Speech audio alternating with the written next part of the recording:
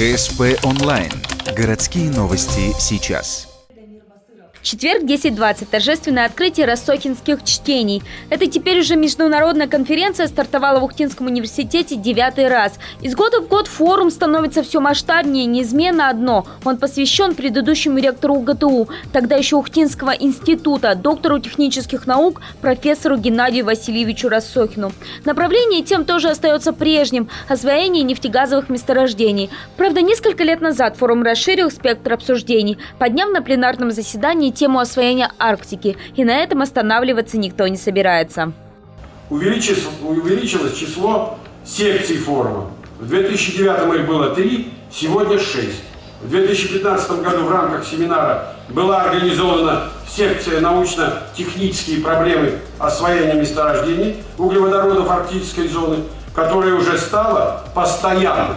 А сегодня впервые начнет работу секция «Современные проблемы нефтегазопромысловой и буровой механики». Выросло за годы и количество участников. Если на первых чтениях докладов было всего 25, то на этих планируется 139 выступлений. Презентовать их начали сразу после открытия пленарного заседания. Чтобы обмен опытом удался в полном объеме, секции будут работать 2 дня. Закроют рассохинские чтения 3 февраля, в канун Дня памяти Геннадия Рассохина.